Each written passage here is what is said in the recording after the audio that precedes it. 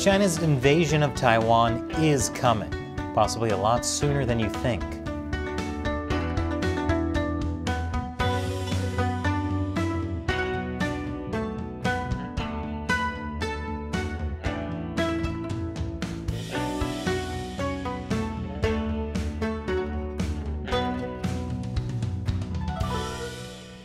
Welcome to China Uncensored, I'm Chris Chappell. The Chinese Communist Party has become increasingly aggressive toward Taiwan. By the end of 2022, Chinese military incursions close to Taiwanese airspace had become routine, which is a messed up routine. Have your morning coffee, walk the dog, intimidate your neighbor with the ever-looming threat of invasion, and make the bed. Meanwhile, Chinese leader Xi Jinping was telling top officials he would never renounce the right to use force to take Taiwan. And when then-Speaker of the House Nancy Pelosi visited Taiwan last August, China even rehearsed a blockade of Taiwan. But some said there was no imminent threat. Yeah, so calm down. What? Do bank employees get nervous when guys in ski masks come in with guns and practice robbing the place? It's just a rehearsal. Don't be so paranoid. A Chinese Communist Party conquest of Taiwan would be a disaster. Taiwan is a thriving democratic country. For it to fall to an authoritarian regime would be a bad sign. It would demolish the idea that the U.S. could protect its allies, like Japan, South Korea, and the Philippines. It would send a message in the Indo-Pacific that the Chinese Communist Party is the only player in town. The Chinese Communist Party's military would dominate the region.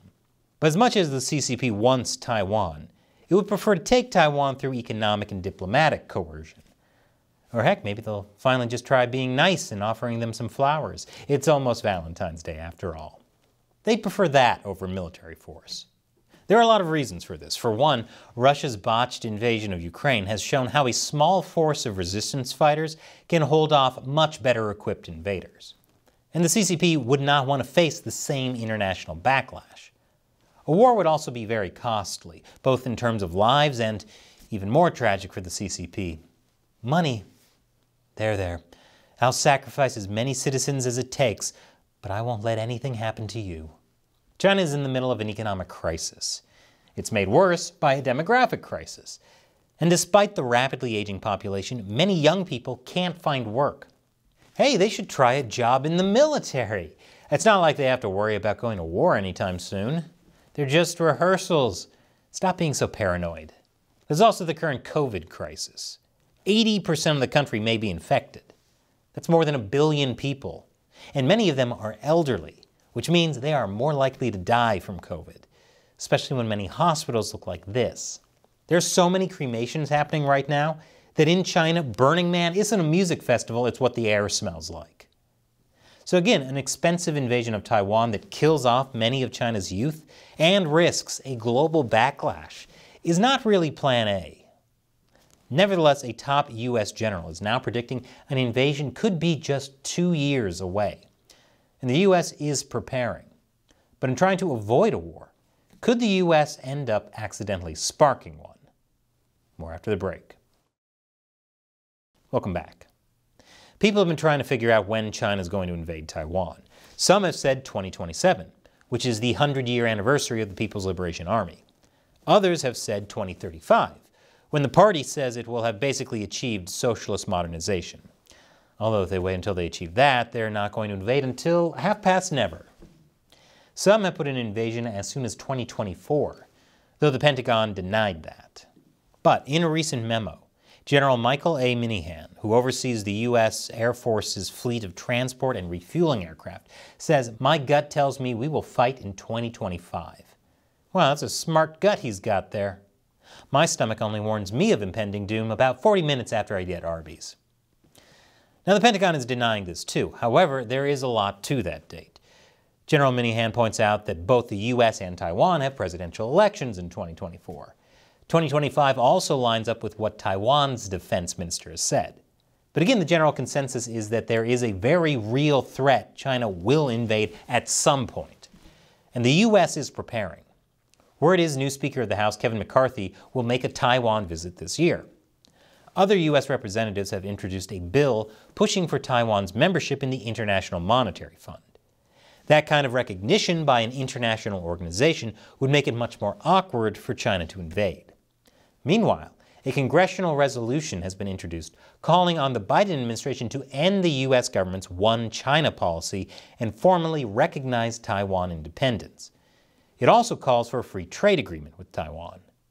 Of course, resolutions are non-binding. They don't actually change policy. They're more a statement that this is something Congress thinks should happen. These are all good things because the more support the U.S. shows for Taiwan, the more costly it is for the CCP to invade Taiwan. The problem is that as tensions escalate over Taiwan, the risk increases that a war could accidentally be sparked. Even worse, some might come to see a war for war's sake as a good idea. I've talked before about the mistaken idea that some analysts have that the problem is Chinese leader Xi Jinping, not the Communist Party itself. That if you remove him, then the West can freely invest in China and make a whole lot of money again. Some have even suggested a war over Taiwan could be a good way to oust Xi. Tsai Xia, a former professor at the Central Party School of the Chinese Communist Party, wrote in Foreign Affairs last year, the only viable way of changing course is a humiliating defeat in a war. If Xi were to attack Taiwan, there is a good chance that the war would not go as planned. In that event, the elites and the masses would abandon Xi. Unless he tries being nice and offering them some flowers too. And while Wall Street may have its reasons for hoping to see Xi ousted, there's another group that also shares an interest in war. Weapons manufacturers, wherever they're based, literally make a living from killing. In President Dwight D. Eisenhower's 1961 farewell speech, he warned of a military-industrial complex, a collection of armed forces bureaucrats, plus arms-making corporations and others who share an interest in keeping wars going. But most people do not want to see the U.S. get into a war with China. And that's why it's so important for the U.S. to put on a strong show of support for Taiwan now.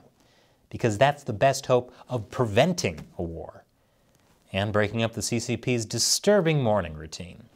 If you'd like to learn more about the military-industrial complex, check out the most recent episode of our new channel, Gamers Unbeaten. Nier Automata deconstructs the military-industrial complex. I'll put a link below. And now it's time for me to answer a question from a fan who supports China Uncensored on the crowdfunding website Patreon or our exclusive social media platform On Locals. Today's question comes from MountainMan22 on Locals. I had a very dark thought. Is the CCP stopping zero COVID partly to fix their demographic crisis? Wouldn't it benefit the CCP to get rid of people outside the working age? Ick. Well, that's a very interesting idea. As I mentioned earlier in the episode, China's population is shrinking, and there are more and more elderly. Elderly people are so expensive to take care of, so if a bunch of the elderly die from COVID, wouldn't that help the party? Here are a couple of problems with that idea. Number one, the current COVID surge was well underway even before the Communist Party ended the zero COVID policy. It's most likely the party ended it because it was going to become very clear that the policy wasn't working. And that would embarrass the party even more. And that's the biggest issue with the idea this was engineered by the party. If a huge number of people start dying from COVID, that makes it look like the party isn't as great, glorious, and in control as it always said it was. That directly undermines the legitimacy of communist rule. The party would much rather deal with the demographic crisis by getting young people to have kids.